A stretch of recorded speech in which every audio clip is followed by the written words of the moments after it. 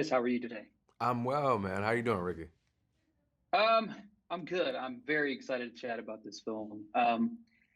I saw the film back at Sundance, and ever since then, I think it's kind of hunted me because I saw Mm, a lot of reflection of my own journey within this. mm, And when I saw the film, there's a quote, there's several quotes I want to dive into, but one in particular towards the beginning of the movie, it's how can I forgive when forgiveness doesn't feel like an option? It's mm. such a heavy question, right? Looking back at the artistic process of the entire project, how do you reflect on that quote like that? And can you answer that question?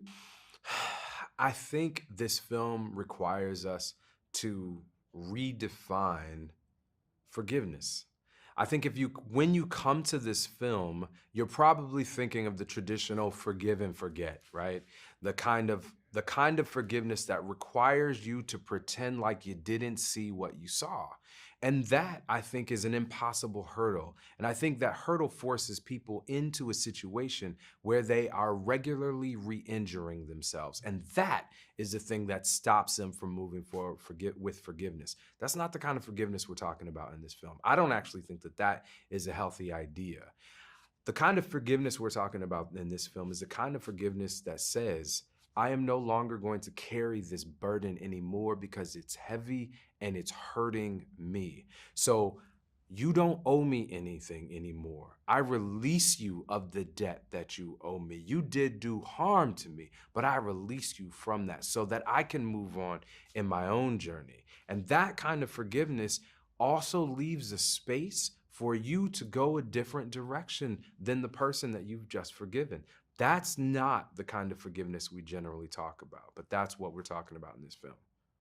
Yeah, and I think that presents me to, and I'll skip ahead a little bit from my own, but another quote from the film that I think that I took away from the most, because as you look at that past trauma, you look at the film and it says you took the past and man, I forgive you. First off, that's such an emotional, just challenging thing to even think about. But then and what you say next is, but the future, that's mine, right?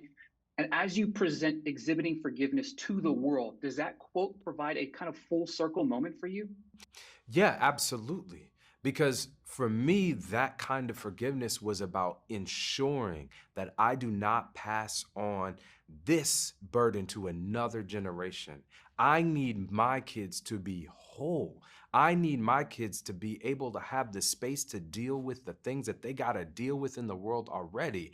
I don't want them carrying my baggage. I don't want to do that. So for me, I had to let this stuff go. And in this film, we don't give anybody any easy answers. We don't create heroes and villains. Everybody's got a little dirt on their hands, every single one.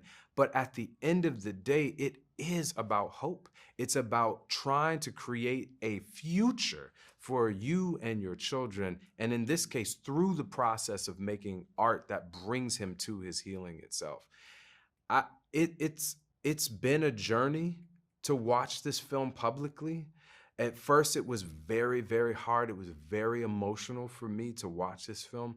But the thing that has been healing is to show this film in different audiences around the country, black, white, whatever, and have them all come up to me after and say the same thing. I see my father in that. I see my mother in that. I have experienced those same things. I had that exact same conversation with my father.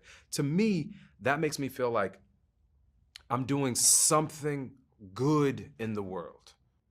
Yeah, I agree. I mean, that just kind of hit me. It's just a beautiful, it's such a beautiful film. And you're right. It does resonate with so many different people. And then, of course, we talk about Andre Holland. What a performance, right? You know what I mean? I will scream to the rooftops that this man deserves to be in the best actor Yes. conversation. I've seen you talk about teaching him the artistic practices of yours, but I Yeah. want to know what is something or some things that Holland taught you about his artistic practices in this journey. That's really good. You know, when we were spending our days together, because we spent 3 months together learning how to paint, we started to realize that there is a relationship between bringing a character from the page and bringing a painting to life, the blank canvas, and how that becomes the piece of art, and the text on the page, and how that becomes real life. We had so many conversations about that. I also learned through the process of spending time with him that my notion of what actors did was wrong. You know, most of us think that actors read a script and then they start pretending. That's not what is happening. I mean, that may be what's happening at a beginner's level, but that is not what's happening when you have these kinds of extraordinary actors. Andre is feeling all of those feelings, and you can tell. There are so many scenes, the basement scene, for example, where I cut to Andre. He doesn't say anything.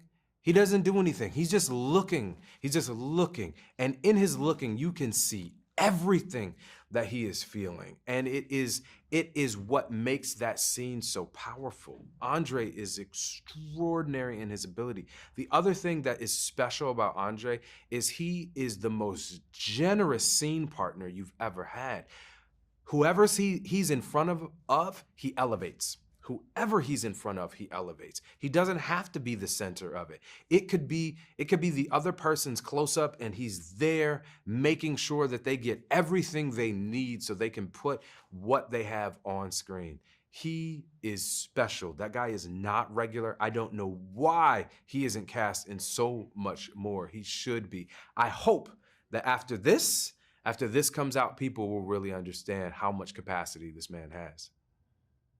Yeah, it's quite unbelievable. And I think you speak a little bit about it because, I mean, obviously from the John Earl Jelks point of view, he's such I think, a quiet force in some weird way, but he takes on a lot of the brunt of the emotional weight from Holland in some of these scenes, right? Yeah. Talk to me about casting him in this film and then watching the evolution of him in such a vital character in not just the film, but your life. Man, in Hollywood, what happens is when you do a movie like this, especially when you have Black characters, people come to you with the same 6 actors. And you will get the financing based on whether you can get those same 6 actors.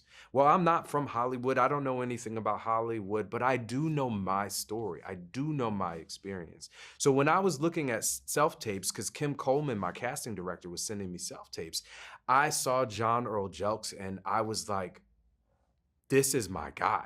Now, there were people on our team who were like, nope, we got some really famous people. You should really give them a chance and so on and so forth. And I said, yeah, no, I want this guy. They literally would not give me his contact information. I found it through a roundabout channel. A friend of mine, shout out Alvin McCraney, who's the one who gave me his phone number.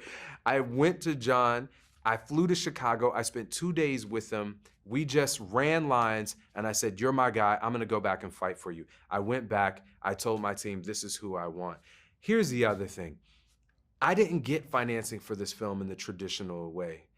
I got financing from this film because of Sean Cotton, my dear friend who read the script and believed in me and said, you know what, I don't know anything about film, but I believe that the script needs to be in the world, so I'll help you do this however I can.